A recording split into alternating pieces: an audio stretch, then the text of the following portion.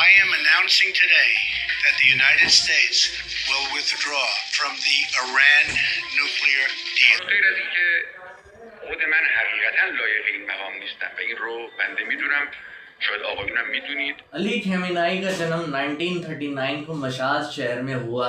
एक गरीब और क्लरिकल फैमिली में पैदा हुआ लड़का जिसके जीवन में बचपन में फ्यूचर रूलर जैसे बनना कुछ नहीं लिखा था। और खेमेनाई ने खुद बताया कि बचपन की हालत इतनी खराब थी कि कई बार उन्हें रात में ढंग से खाना भी नहीं मिलता था और कई बार ऐसे ही गरीब और कंजर्वेटिव रिलीजियस एनवायरनमेंट से खेमेनाई की कहानी शुरू होती है। जवानी में खेमेनाई ईरान के कौम शहर में चले जाते हैं जो ईरान का सबसे बड़ा रिलीजियस सेंटर माना जाता है और वहीं उन्होंने शिया थियोलॉजी पढ़ी और वहीं से उनकी लाइफ का सबसे बड़ा कनेक्शन बना। आयतुल्ला ईरानियन रिवॉल्यूशन का जो आइडियोलॉजिकल डीएनए था वो खेमेनाई के अंदर वहीं से आने लगा और मोहम्मद शाह रजा पहलवी की रिजीम दौरान मोनार्की के खिलाफ एक्टिविज्म किया जिसका रिजल्ट भी उन्हें खूब जल्दी मिल गया और इस दौरान उन्हें 6 बार अरेस्ट किया गया,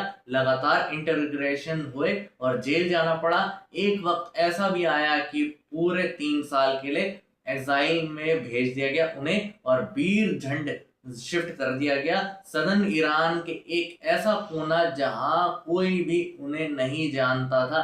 लेकिन यहाँ पर ही खेमेनाई की असली स्टाइल सामने आई और बीरजंड में धीरे धीरे उन्होंने अपने कनेक्शन बनाने शुरू कर दिए और पॉलिटिकल एक्टिविस्ट, रिलीजियस सर्कल्स और लोकल क्लरिक्स इन सब को लेकर उन्होंने धीरे धीरे एक अंडरग्राउंड नेटवर्क खड़ा किया और सारा कुछ ईरानियन रिवॉल्यूशन के लिए बेहद जरूरी था।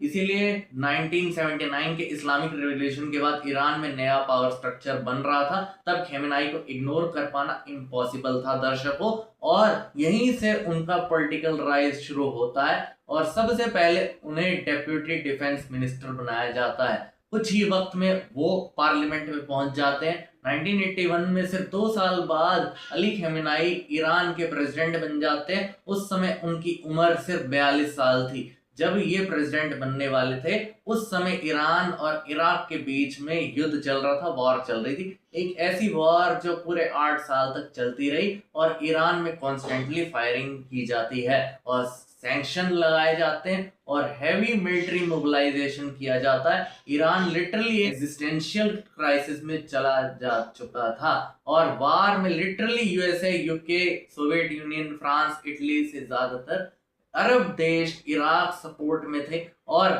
पूरे समय में खेमेनाई ईरान के प्रेसिडेंट थे और 1981 में ऊपर असैसिनेशन अटेम्प्ट हुआ और एक बॉम्ब ब्लास्ट में खेमेनाई पूरी तरह से घायल हो गए थे। उनकी जान तो बच गई लेकिन पर दायां हाथ परमानेंटली पैरालाइज हो गया। वॉर के एंड में ईरान को सीज फायर के लिए एग्री होना पड़ा।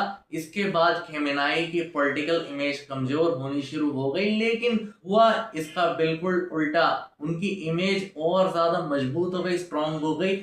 अब वो सिर्फ एक पॉलिटिकल फिगर नहीं थे, वो एक रिवॉल्यूशन में सर्वाइवर थे और ईरान के लोगों को प्रोटेक्टर की तरह इमेज उन्होंने बना रखी थी, प्रेजेंट किया जाता था। और इस पीरियड में उनके और Islamic revolution guard core IRGC के बीच रिश्ते और ज्यादा डीप होते गए और फिर आया 1989, खेमेनी की डेथ हो जाती है और सुप्रीम लीडर की कुर्सी खाली हो जाती है। असेंबली एक्सपर्ट ने नए सुप्रीम लीडर की कुर्सी के लिए खमेनी की जगह पे अली खेमेनाई को चूज कर लिया, लेकिन अभी भी एक बड़ी प्रॉब्लम थी। टेक्निकली अली खेमेनाई इस पोस्ट के लिए एलिजिबल नहीं थे।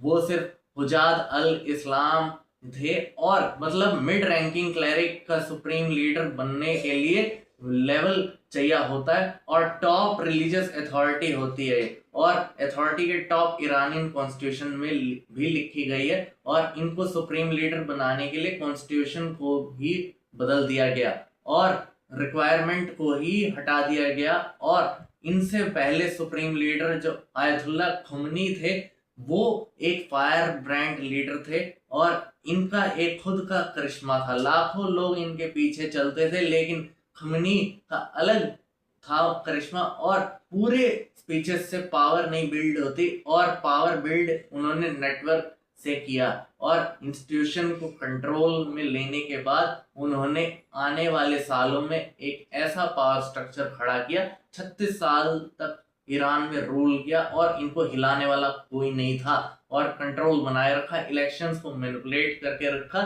सिक्योरिटी को खड़ा करके रखा, और डिसेंट और ब्रूटल फोर्स के साथ क्रश के। सबसे पहले उन्होंने पॉलिटिक्स में हिसाब को शेप किया, और 2005 में उन्होंने अननोन हार्डलाइनर प्रमोट किया, और महमूद अली को एक एस्टेब्लिशमेंट का आदमी है, वो सिस्टम के प्रति बड़ा लॉयल था। फिर 2009 में election reformist candidate Mir Hussain को ईरान रिजीम चैलेंज किया और उन्हें लाखों वोट पड़े, लेकिन रिजल्ट आए तो लैंडस्लाइड विक्ट्री से ये जीत गए। सबको लगा कि इलेक्शन का राइट किया, और तेहरान के दूसरे शहरों में लोग सड़कों पर उतर आए, और मूवमेंट हिस्ट्री में ग्रीन रेवोल्यूशन के नाम से जाना जाता है। नारे लगाए जाते, where is my vote system ने जवाब दिया, बैलेट नहीं बुलेट से। IRGC डिप्लॉय किया, प्रोटेस्टर्स को अरेस्ट किया, और दर्जनों लोग मारे गए, और ये पैटर्न ईरान में बार बार अप्लाई हुआ। 1999 में स्टूडेंट प्रोटेस्ट हुए, उसे भी ब्रूटली क्रश किया गया। 2017-18 में इकोनॉमिस्ट प्रोटेस्ट हुआ, वो भी सेम तरीके से क्रश किया गया। 2019 में सेम चीज देखने को मिली, और अचानक से पेट्रोल प्राइसेस बढ़ गए, और 100 से ज्यादा सिटीज में स्प्रेड हो गए, और इंटरनेट पूरे देश में बंद कर दिया गया, ताकि दुनिया में लोगों को पता ना चल सके कि देश में क्या चल रहा है। और सिक्योरिटी फोर्सेस ने प्रोटेस्टर्स को गोलियां चलवा दी। और 2022 में मासा अमीनी वाला इंसिडेंट तो आप सभी को याद होगा। मासा अमीनी की डेथ के बाद जब एक और नेशन वाइड रिवोल्ट हुआ, फिर से वही पैटर्न देखने को मिला, और अरेस्ट टू एग्जीक्यूशन 550 लोगों से भी ज्यादा लोगों की मौत हो गई, और लोग सड़क पे उतर आए। और एक्सप्लोजन 2025-26 प्रोटेस्ट में economic collapse, inflation, unemployment, corruption, repression, और इसके खिलाफ लोग सड़क पे उतर आए, और इंटरनेट बंद कर दिया गया। नेशन वाइड क्रैकडाउन लॉन्च किया, और कुछ रिपोर्ट्स के अनुसार इस प्रोटेस्ट में 30,000 से भी लोग मारे गए थे। और खेमेनाई ने IRGC को अपने पर्सनल पावर मशीन बना दिया था, और army, navy, air force, intelligence network सब कुछ IRGC के पास था। IRGC telecom network, oil contract, construction project, banking, हर एक सेक्टर में मौजूद थी, जिसका कंट्रोल लार्जली गार्ड के कमांडर्स के पास रहता था, और सिस्टम बिलियंस ऑफ डॉलर्स के शेडी डील्स और करप्शन से भरा हुआ था। और एग्जाम्पल आपको पाकिस्तान के अंदर मिलिट्री में दिखाई देता है, और ईरान को पावरफुल प्लेयर बना दिया जाता है। स्ट्रेटेजी ने मिडिल ईस्ट में ईरान, इजराइल को चारों तरफ से घेर लेना और खत्म कर देना। डेथ टू इजराइल या death to America. United States, together with our international partners, has achieved something that decades of animosity has not. A comprehensive long-term deal with Iran that will prevent it from obtaining a nuclear. यही दो बातें दोहराई जाती थी, और Iran के schools में भी ये प्रेयर को यूज किया जाता है, और न्यूक्लियर प्रोग्राम में भी एक जियोपॉलिटिकल वेपन बना दिया गया। ईरान ने इनके राज में धीरे धीरे यूरेनियम एनरिचमेंट बढ़ाया गया, और ग्राउंड फैसिलिटी डेवलप करी गई। 2015 में जब ओबामा एडमिनिस्ट्रेशन के साथ JCPO न्यूक्लियर डील साइन हुई, जिसमें सैंक्शन रिलीफ के बदले में प्रोग्राम को लिमिट करने का एग्रीमेंट हुआ।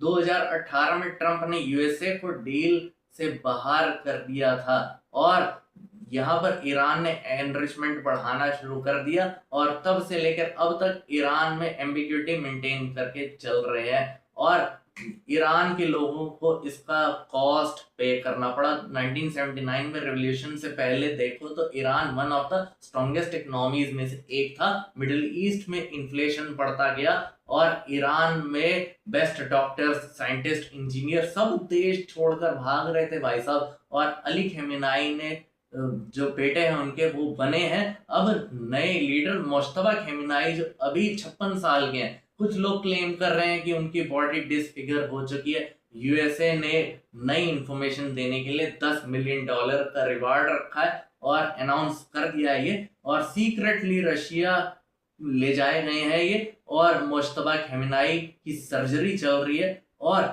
ऑफिस होल्ड नहीं किया आज तक इन्होंने, कोई मिनिस्ट्री हैंडल नहीं करी और इलेक्शन नहीं लड़ा, लेकिन इनके सीधे कनेक्शन IRGC से हैं। आपका क्या कहना है हमें कमेंट करके जरूर बताएं। वीडियो पसंद आई वीडियो लाइक कीजिए, शेयर कीजिए, सब्सक्राइब कीजिए। हम मिलते हैं अगले